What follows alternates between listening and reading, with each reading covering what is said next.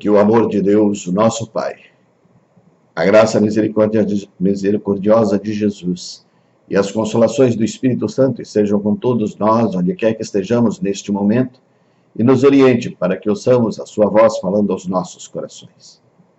A partir desta semana, tentaremos fazer as nossas meditações um pouco mais curtas.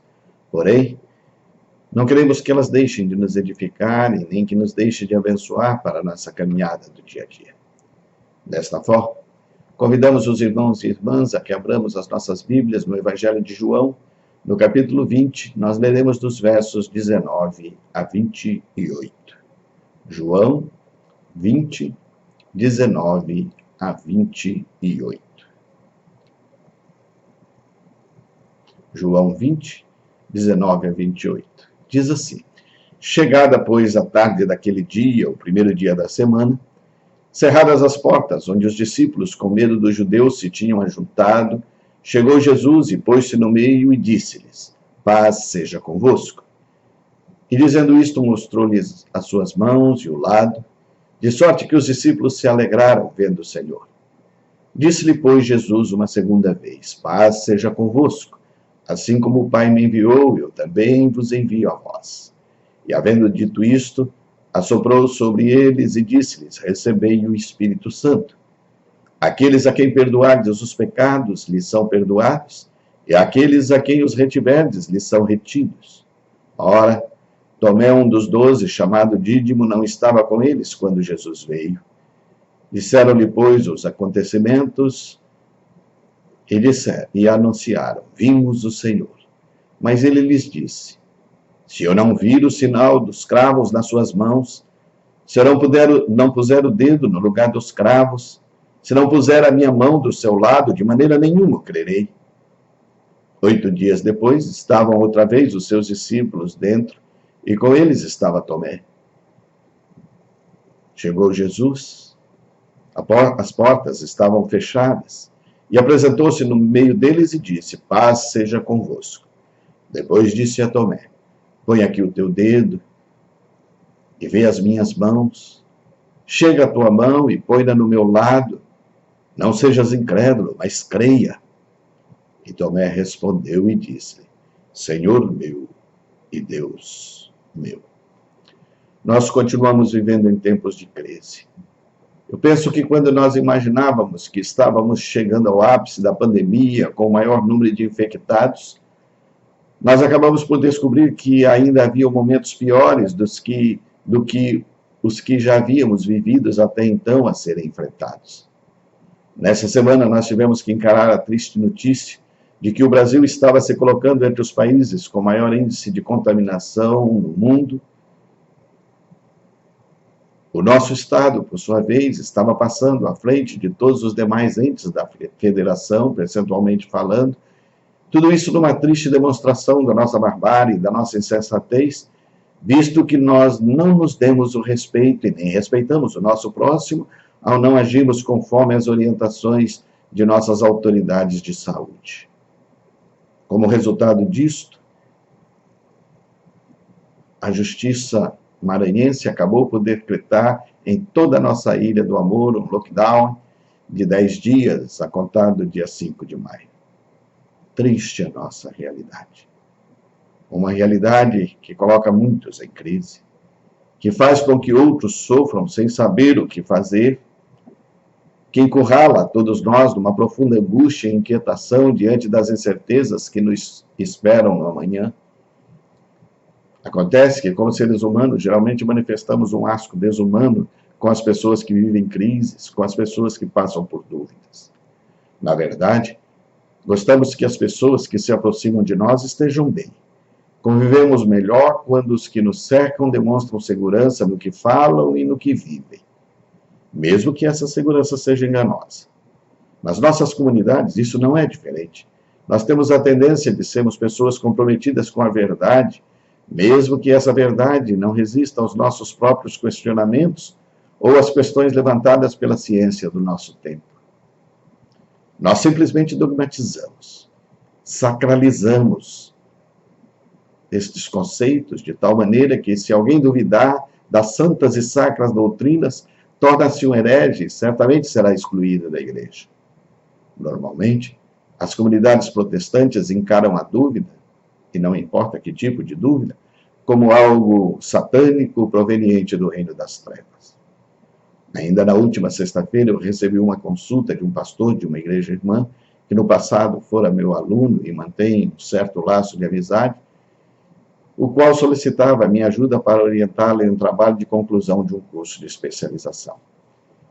Ele me informou que trataria do tema da ansiedade, do assunto da ansiedade. Me propôs alguns temas para o seu trabalho que bem retratam o que acabo de expor. Eis os temas propostos por ele. Como o cristão pode vencer a ansiedade combatendo a incredulidade? Como vencer a ansiedade fortalecendo a sua confiança em Deus? Por que o cristão deve combater a incredulidade do coração para obter vitórias sobre a ansiedade? Combatendo a ansiedade, como o cristão pode viver livre da ansiedade tratando a incredulidade do coração? Ansiosos e incrédulos, ajudando cristãos a viver confiantes em Deus. E quando eu perguntei a ele o porquê destes temas, ele me respondeu: eu estou convencido de que a ansiedade é fruto do pecado, da incredulidade. Esta concepção sobre a incredulidade, ou a dúvida, está tão entranhada em nós que qualquer questionamento que surja na mente do indivíduo faz com que ele se sinta culpado, faz com que ele termine numa imensa condenação de si mesmo. Uma certa vez, após o culto, um irmão muito querido procurou-me e disse: pastor, eu sou cristão há muito tempo, mas de uns tempos para cá começaram a surgir dúvidas na minha mente. E parece-me que quanto mais eu procuro explicações para as coisas a respeito das quais eu tenho dúvidas, a coisa se complica ainda mais. Antes eu tinha certeza de tudo, agora eu estou em dúvida com tudo. Eu sei que isso é pecado, mas eu fiquei muito feliz com a coragem daquele irmãozinho e cortei e respondi-lhe o seguinte: que bom que você esteja em dúvida. Essa fase pela qual você está passando será muito boa para você. É muito bom ter dúvidas, é muito bom passar pela crise. Eu creio que muito pior é quando a gente pensa que sabe tudo. O interessante foi que os seus olhos brilharam e brotou um sorriso no seu lábio. E ele então me perguntou: pastor, ter dúvidas não é pecado? Ter dúvidas não é do diabo? Não. A dúvida é uma reação própria do ser humano. Geralmente, a dúvida é acompanhada de uma crise. No caso dos cristãos, isso acontece porque nós ficamos exprimidos entre a verdade socializada pela sociedade, pela família, pela denominação, e os nossos questionamentos inferiores sobre esta verdade. Essa pressão provoca em nós um conflito que se acentua à medida que não encontramos respostas satisfatórias nem em nós mesmos e muito menos na comunidade que nos cerca. No texto que relata a história de Tomé, nós aprendemos com Jesus e a sua comunidade como eles curaram um homem que tinha dúvidas e vivia em crise. Vamos então verificar esse quadro com mais detalhes. De certa forma, nós temos dentro de nós, todos nós, temos um Tomézinho. Um Tomézinho que determina uma boa parte das decisões que tomamos na vida. Sem as características da personalidade de Tomé, nós seríamos pessoas insossas e dominadas por pressões externas. Vejamos algumas características da personalidade de Tomé e do momento que ele vivia. Tomé era um homem em conflito. Tomé, após a morte de Jesus, ele entrou em estado tal de conflito que ele mesmo não se reconhecia. Toda pessoa corajosa vive conflitos. É a primeira coisa que eu gostaria de dizer. Seres humanos corajosos não têm medo de encarar as verdades para descobrir e ganhar a certeza de que a verdade é mesmo verdade.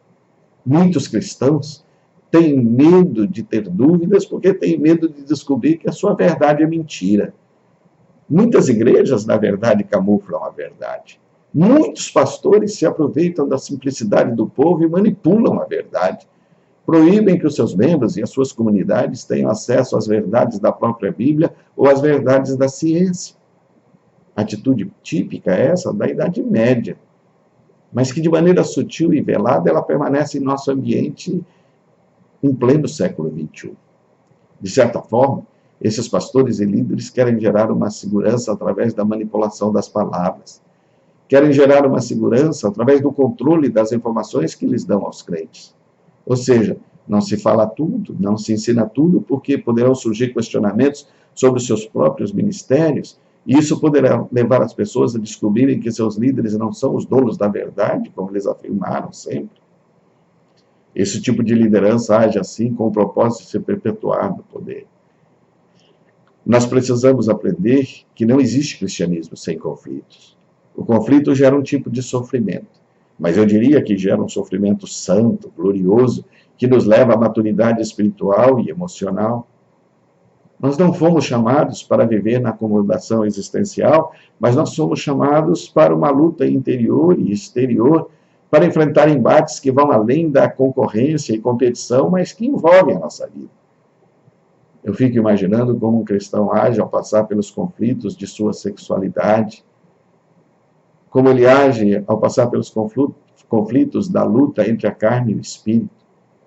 Imaginem um jovem cristão sincero com o conflito entre os conceitos biológicos científicos e a maneira como a Bíblia é explicada na maioria das nossas comunidades nesta área. Como viver sem conflitos conceituais e doutrinários diante da fome? Como viver sem conflitos conceituais e doutrinários diante da miséria, da injustiça? Como viver sem conflitos conceituais e doutrinários diante das pandemias que atingem o nosso mundo, e especialmente diante da pandemia que neste momento tem nos assolado? Como não ter conflitos com relação à forma de se conduzir como família cristã diante de uma campanha maciça para destruí-la? Como acreditar na proposta bíblica do amor ao próximo diante de tanta hipocrisia e de tanta falsidade que vai às nossas próprias comunidades? A dúvida, o conflito, a crise, são partes do processo de crescimento da maturação da fé e da vida. A igreja precisa aprender a conviver com os conflitos e dúvidas, porque eles são santos. E são santos porque deixam de aceitar certas hipocrisias. Uma segunda coisa é que Tomé teve coragem para dizer o que sente. Em outro episódio, a Bíblia mostra que Tomé era um homem corajoso. Porque diz assim: então Tomé, chamado Dídimo, disse aos discípulos: vamos também nós para morrermos com ele. Está em João 11:16. Naquele momento ele se dispôs a ir até as últimas consequências para morrer com Jesus.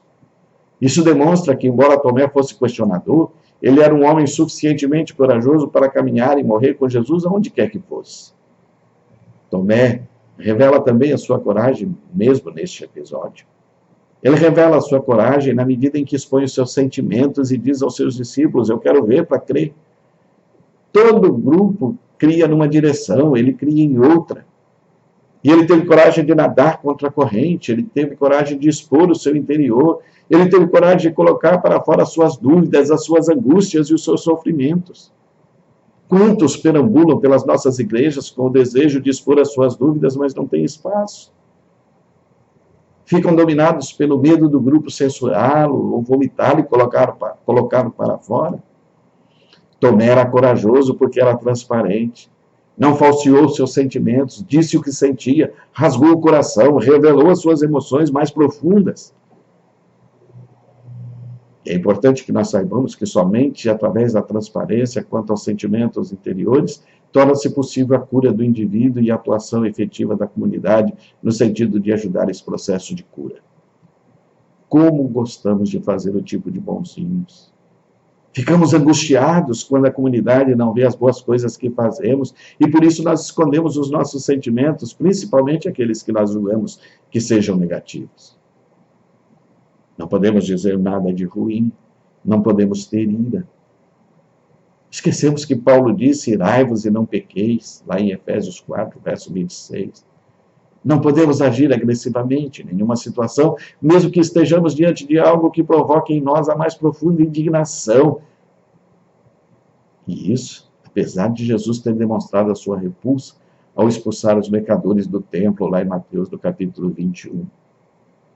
De certa forma, Com medo de sermos taxados de insubmissos, nós deixamos de reagir, mesmo quando princípios cristãos estão sendo agredidos de forma violenta. Na maioria das vezes, nós não reagimos. Preferimos nos calar para passarmos por bonzinhos. Por estas razões, não reagimos aos fatos que a sociedade esfrega em nosso rosto todos os dias.